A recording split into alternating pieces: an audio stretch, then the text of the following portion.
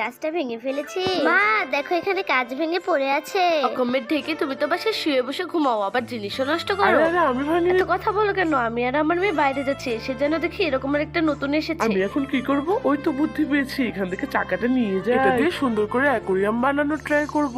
বন্ধুরা, আমি রিলেশন করে বিয়ে করি, গত 3 মাস যাবত আমার চাকরি নেই বলে আমাকে কতই না টর্চার করেছে আমার বউ। কেউ কিছু জানাতে পারি না, ওদের অমতে বিয়ে করেছি। তাও এই 3 মাসে মায়ের মতনই হয়ে গেছে। ছেলেরা বেকার থাকলে ওদেরকেও কোনো দামই দেয় না, ওরা অনেক নিরীহ হয়ে পড়ে, যেমনটা আমার সাথে হয়েছে। এত কষ্ট করে ওদের ভয়ে জিনিসটা বানাচ্ছি। বন্ধুরা, তোমরা আমার জন্য একটা লাইক সাবস্ক্রাইব করে দিও। মাম্মা চলো বাসায় যাই। হ্যাঁ মা চলো। এই তো আমার কাজ প্রায় কমপ্লিট। পাথরগুলো ঢেলে দেই, পানি দেই আর মাছগুলো ছেড়ে দেই। দেখো ওদের জন্য আমি কি রেডি করেছি, এত কষ্টের অ্যাকোরিয়াম। তোমরা কি খুশি হয়েছো আমার অ্যাকোরিয়ামটা দেখে? মা এত সুন্দর জিনিস আমি কখনো দেখিনি। বাবা তোমার সাথে আমি অনেক খারাপ ব্যবহার করেছি, আমাকে ক্ষমা করে দাও। আচ্ছা আমার সোনা মা, আমি তোমাদের অনেক ভালোবাসি।